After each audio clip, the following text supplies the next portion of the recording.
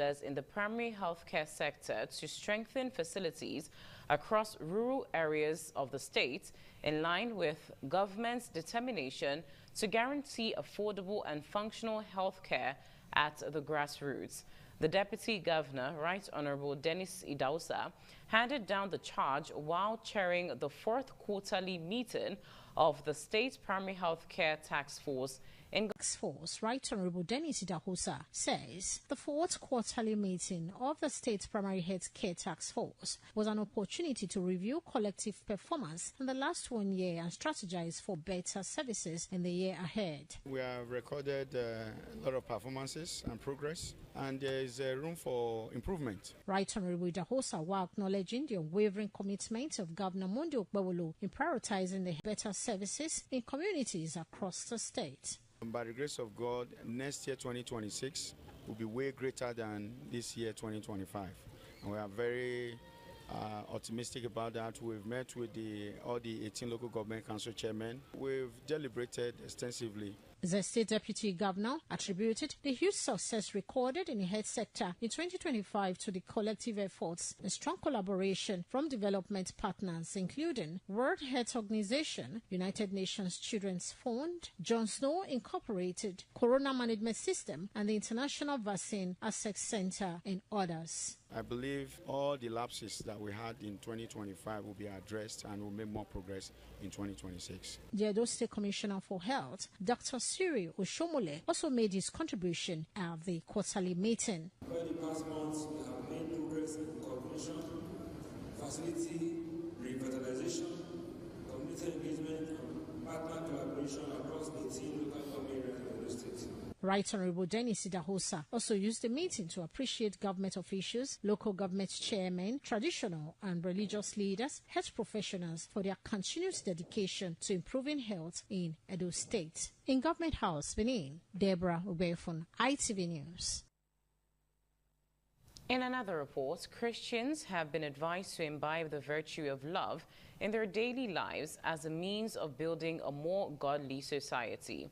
The spiritual leader of Christ's Chosen Church of God International, Senior Apostle David Unuefe, gave the advice during the 2025 Festival of 9 Lessons and Carols organized by Independent Television and Radio in conjunction with Christ's Chosen Church of God International, GRA 1 Auditorium along Airport Road, Benin City, Edo State.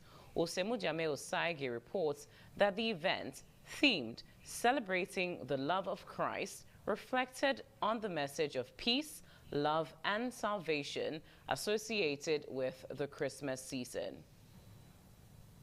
Christmas carols, which are songs used by Christians to joyfully announce the birth of Jesus Christ, originated in Europe during the Middle Ages. Over time, the tradition has grown into a cherished part of Christmas celebrations around the world. In keeping with this long-standing tradition, Independent Television and Radio, in conjunction with Christ Chosen Church of God, hosted a special 9 Lessons and Carol service. Some personalities read the 9 lessons and delivered goodwill messages at the event to the delight of the congregation. The managing director of Independent Television and Radio, Engineer Elvis Obaseki, appreciated Christ Chosen Church of God International for collaborating with the station to ensure a successful hosting of the event and reaffirmed the station's commitment to promoting the values of peace, love, and unity. We cannot be Christians celebrating Christ if we don't love ourselves, if we don't look and preach peace amongst us.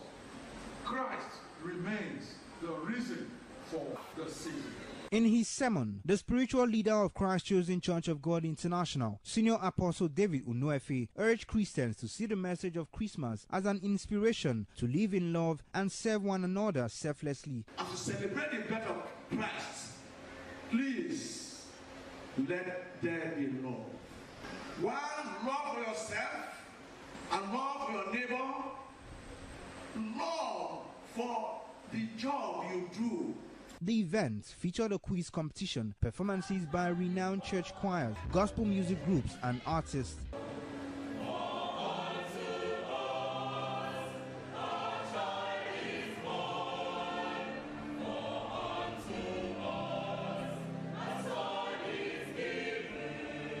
Highlight of the celebration was the cutting of the Christmas cake by Apostle David Unuefe in company with the management of Independent Television and Radio, led by the Managing Director of ITV, Engineer Elvis Obaseki. There was excitement as a gift was presented by ITV and Radio to Senior Apostle David Unuefe. There was a special appearance by ITV and Radio's Father Christmas, popularly known as Father Paul, who distributed gifts to the congregation. Chairman of ITV and Radio Planning Committee, Erosa Agbonlao, alongside a member of the Church Planning Committee, expressed satisfaction with the success of the event. I am grateful to the Almighty God for the success of this year's edition of the 9 Lessons and Carols. The song and everything that inspired us, the 9 Lessons and Carols, was very fantastic. Management staff of Independent Television and Radio present at the event included the Executive Director of Finance and Administration, Lady Celerina Ojomo, Executive Director Operations, Chief Elder Ogbede Uwumose, Director Independent Radio, Dr. Dan Omozusi, and General Manager Group Commercial Services, Mrs. Odum Balogun, and Deputy General Manager Programs, Dr. Sonny Duke Okosun. From Benin, Osemudame Osage, RTV News.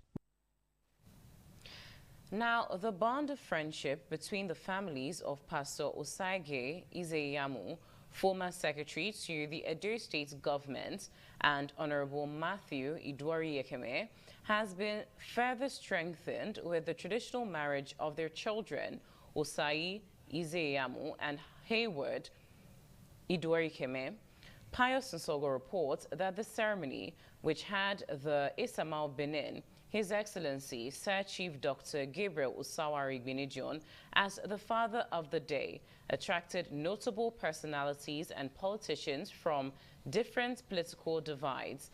Among them were the Edo State Deputy Governor, Right Honorable Dennis Idahosa, the Iyase of Benin, Chief Sam Igbe, and other dignitaries.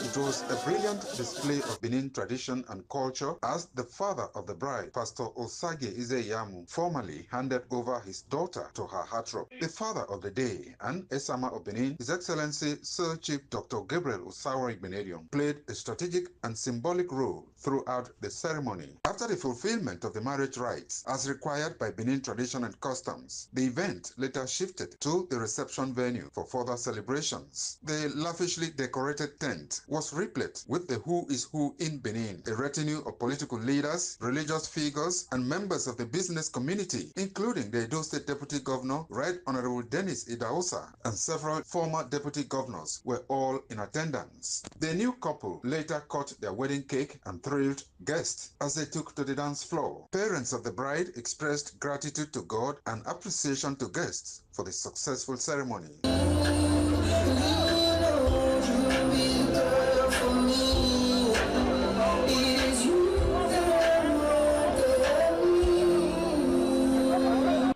One of the happiest days in my life, giving out my second daughter in marriage. We must thank God for children and thank God to be alive. Joy, my second daughter is getting married to her heartthrob, and you can see that we are all in a joyous mood. It's from a noble family, the Yasena family. You can see that I'm the head of the family. My advice for them is that they should watch out for each other and avoid thinking about the fault of each other. Bringing two prominent politicians, children together in Edo South Senatorial District is a good thing to Edo South politics. Chairman of the occasion, Dr. Godwin Ehiyamuso, remarked that the couple made wise choices, which was evident in the grandeur of the celebration, while guests also took turns to congratulate the young couple. I want to emphasize the fact that it is out of your love and sacrifice that made it possible to be here. Dignitaries and various groups present danced and rejoiced with the two families in celebration of the union. From Benin, Pius Nsogo, ITV News.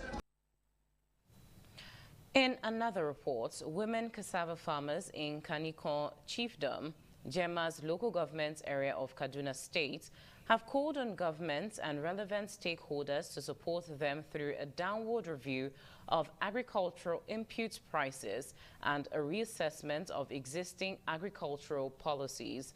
Kaduna State correspondent Umar Mohammed has the details. Cassava is a major staple food commonly grown in tropical regions of Africa. It serves as an important source of carbohydrates, vitamins, and minerals. It is processed into foods such as gari, akpu, cassava swallow, and also used to produce industrial starch for textiles and other products. Women and youths of Kaninkon Chiefdom in Jema local government area of Kaduna State rely heavily on cassava farming and processing as their primary means of livelihood, producing gari and akpu for both household consumption and sale. However, many of the women lament the high cost of fertilizer, chemicals, and other farm inputs, which has forced them to sell processed gari at a loss. They are calling on the government to review agricultural policies and provide immediate support to ease their burden. We are helping ourselves to go to the market and fry it before we sell it to anybody. There's so many challenges because some of us, we don't have enough money that will assist us on buying the cassava to run our business. Agri-consultant Mr. Dakari Audugambo emphasized the need for government intervention through financial support and the provision of access routes to help farmers transport their inputs and processed products between farmers and markets. It will make them easy to bring their goods here for work. From Kaduna, Umar Mohammed, ITV News. And with that report, we've come to the end of ITV News at 11. I am Chukufum Nanya Digwe. Thank you for watching. Good night.